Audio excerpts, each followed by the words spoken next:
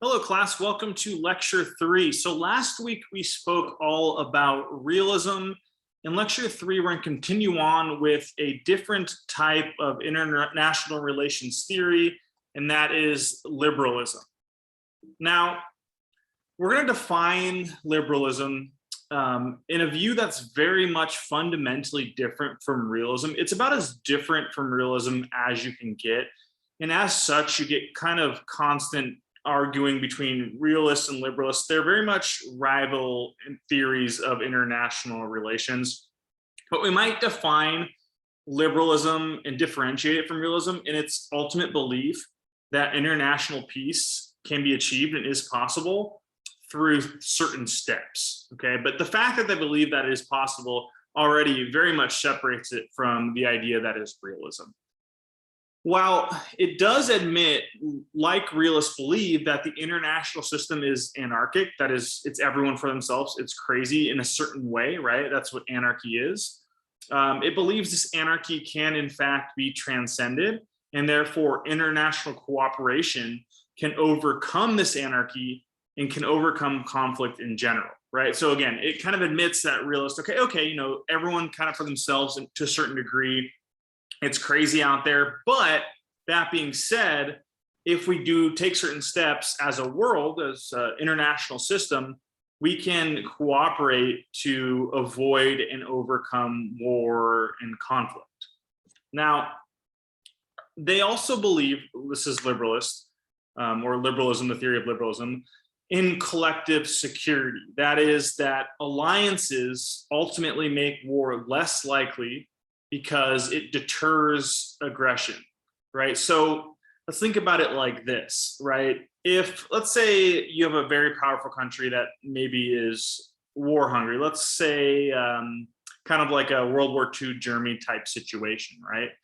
They're more likely to go to war to conquer countries if it's only that country. But if it's collective security of a bunch of countries banded together, where if you declare war on one of them, you're declaring war on all of them, doesn't that theoretically make war less likely? Because that aggressive country X, or whatever we want to call it, is less likely to instigate conflict because they know they're declaring war against not just one country, but maybe 5, 6, 7 powerful countries who could perhaps defeat them, or at least make the cost of war so high, it deters them from starting conflict. It makes conflict or aggression a much higher commitment, because essentially by invading one country or declaring war on one country, you're basically declaring full-on war. Okay, so they believe in the idea of collective security and its ability to create peace.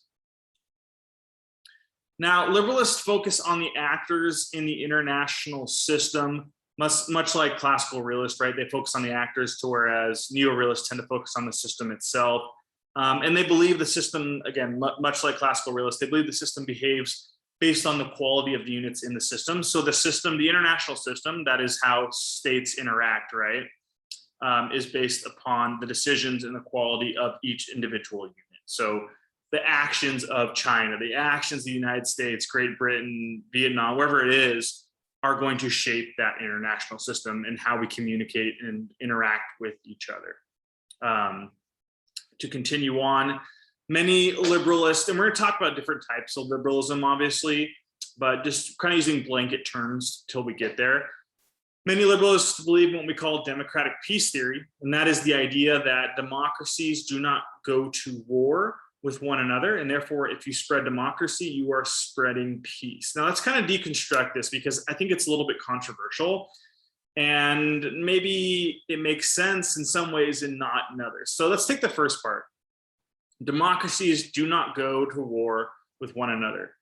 I think that seems to hold up. Can any of you think of an example in modern history of two democracies going directly to war against each other? I can't. You know, the only one I can think of maybe off the top of my head is not really modern history, but the War of 1812, maybe, Britain and the United States. The point is, democracies, if they go to war together against each other at all, they don't often. And therefore, and then we reach our second point, the spread of democracy, the spread of peace. This is where maybe you start to lose some people. right? Because this sounds a little bit aggressive, right? If we go into a country and give them the gift of democracy, maybe that'll ultimately make them more peaceful, make the world a more peaceful place. So we'll talk about a type of liberalism that kind of advocates for that, and kind of discuss whether or not that's a good or a bad thing in a second. But democratic peace theory does seem to hold up, and we'll talk about the reasons why further on in this lecture. Okay, so we're going to break liberalism down into 5 different types of liberalism. I know with realism, we only talked about 2. So we're going to get a little bit more into the weeds here, because there are different beliefs within the theory of liberalism. We're going to talk about commercial liberalism, institutional, republican, internationalism, and classical liberalism. Let's go ahead and start with commercial liberalism. Commercial liberalism focuses on the economic aspects of the international system. And they're firm believers, economic liberalists are firm believers in economic interdependence. And that is, if states' economies are intertwined and connected, and if they rely on each other for trade, they're less likely to go to war. They're less likely to fight. And this is a pretty appealing theory, right? Look at the United States and China. Ideologically, the US and China are extraordinarily different. Right? I mean, our histories are different. The United States is kind of based on the classical tenets of a liberal democracy, right? Whereas China's, modern day China is kind of based upon the principles of communism, and now it's opened up its economy, but still maintains pretty strict authoritarian rule. Very different countries that are kind of vying for power, right? The US is, I would say, by most standards, the most powerful country in the world. But China is closing the gap economically. Their GDP is growing, and militarily, they're also closing the gap, right? So why have these 2 countries, 2 powerhouses, not gone to war? The commercial liberalists might say there's too much money to lose, right? China's manufacturing, the US trade, consumerism, bringing products in, sending money out. There's a lot to lose. And both countries know if they go to war, that trade line dries up. Right? And each country is going to lose billions, if not trillions of dollars. Okay, so commercial liberalism says economic independence is good because it reduces the likelihood of conflict. Next, we have institutional liberalism. This is the idea that international institutions, laws, and in trade encourage cooperation. Again, we're basically, all these types of liberalism are reaffirming the liberal belief that cooperation can stop conflict.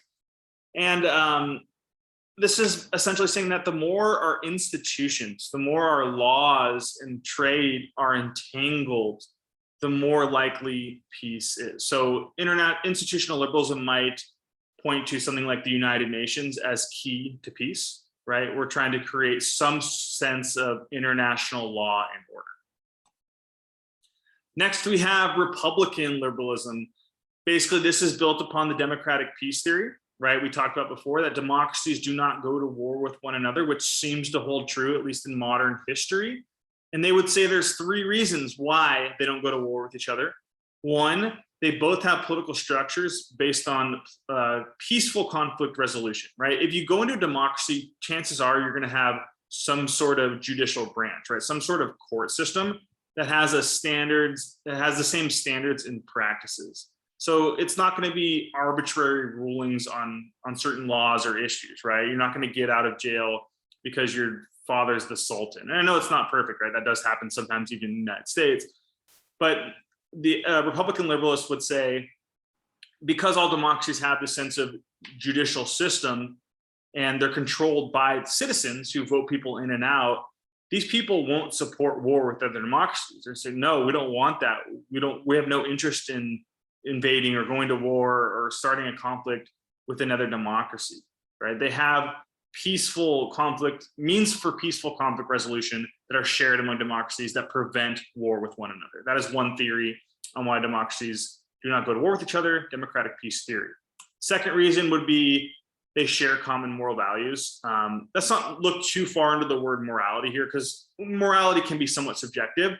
But what this is saying is that democracies, because they're similar, tend to have simple or similar morality, And because they're similar in this way, it makes it less likely that they'll have misunderstandings, more open channels of communication because they're so similar. These similarities will prevent violence and conflict, right? I mean, I think this works on an interpersonal level as well, right? You're less likely to argue or fight with someone who's very similar to you and has the same belief system as you than you are to someone who's perhaps hostile to your belief system or very different, or someone you don't understand and they don't understand you. Okay? That's basically what we're saying here. And finally, the third reason, again, this is the third reason why democracies do not go to war with one another, according to Republican liberalism, is economic cooperation, which we've already spoken about, right? The cost of war between democracies, because we practice free trade and free markets, is so high. Democracies will not go to war with each other unless they absolutely have to, because of the loss of money. So essentially, they're saying the mighty dollar controls all.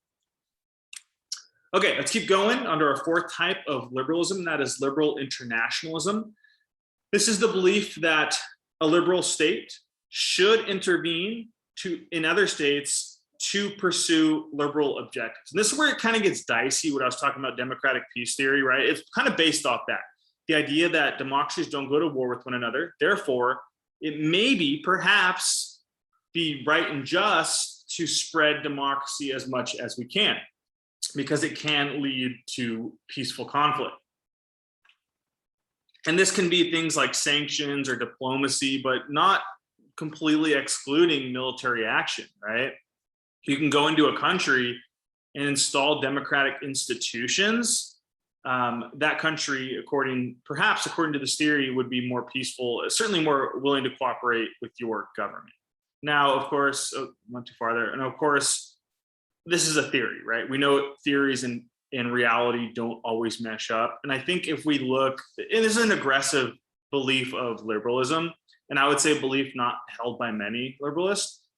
If we look at Iraq and Afghanistan, right, where the US invaded both countries and did set up democratic institutions only for them to crumble, right? We just pulled out of Afghanistan after a 20-year occupation. And how long did the government we propped up last?